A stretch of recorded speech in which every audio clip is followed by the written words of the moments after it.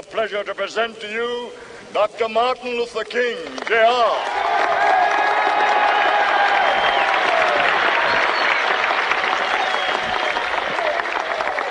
I am happy to join with you today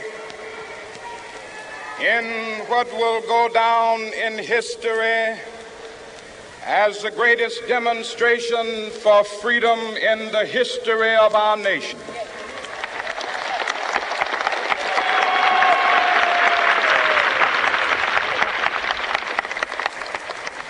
Five score years ago,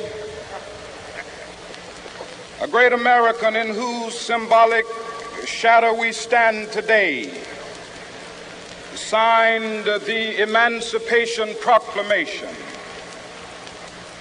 This momentous decree came as a great beacon light of hope to millions of Negro slaves who had been seared in the flames of withering injustice.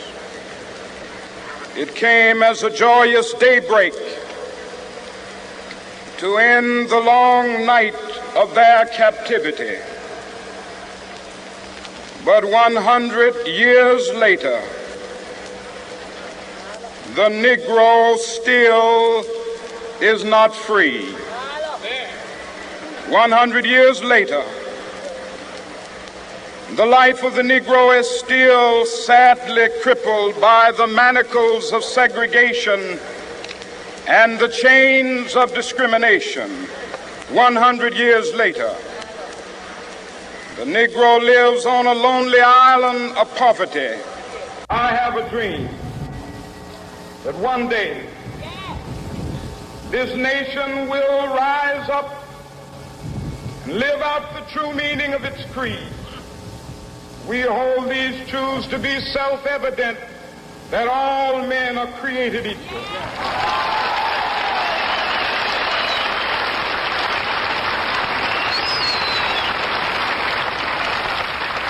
I have a dream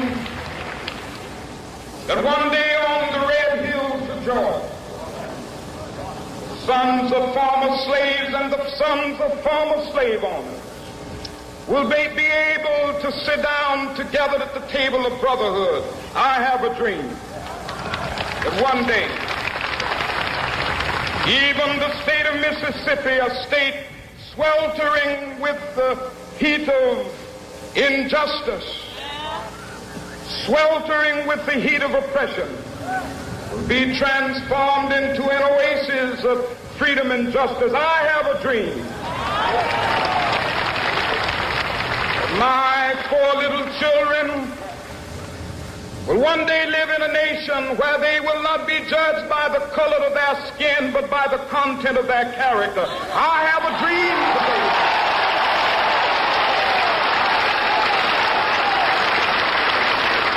I have a dream that one day, down in Alabama, with its vicious racists, with its governor having his lips dripping with the words of interposition and nullification.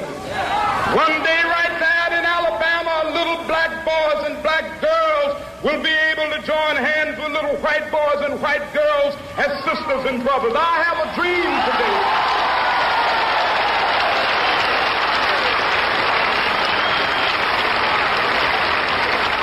I have a dream that one day every valley shall be exalted, and every hill and mountain shall be made low. The rough places will be made plain, and the crooked places will be made straight, and the glory of the Lord shall be revealed, and all flesh shall see it together. This is our hope. This is the faith that I go back to the South with.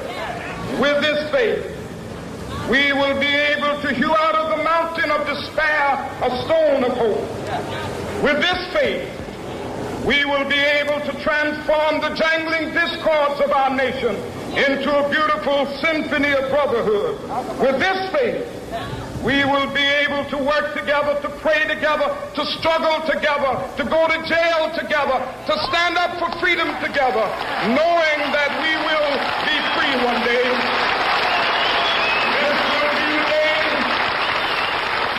This will be the day when all of God children will be able to sing with new meaning, my country, tears of thee.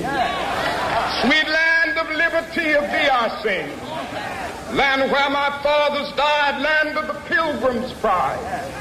From every mountainside, let freedom ring. And if America is to be a great nation, this must become true. And so let freedom ring. From the prodigious hilltops of New Hampshire, let freedom ring.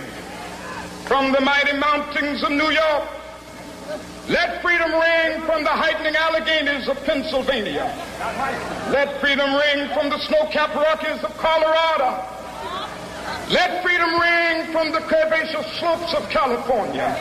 But not only that, let freedom ring from Stone Mountain of Georgia.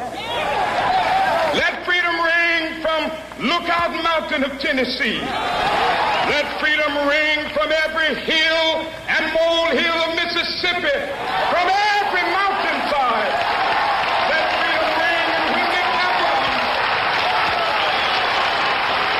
when we allow freedom ring, when we let it ring from every village and every hamlet, from every state and every city, we will be able to speed up that day when all of God's children, black men and white men, Jews and Gentiles, Protestants and Catholics, will be able to join hands and sing in the words of the old Negro spiritual, free at last.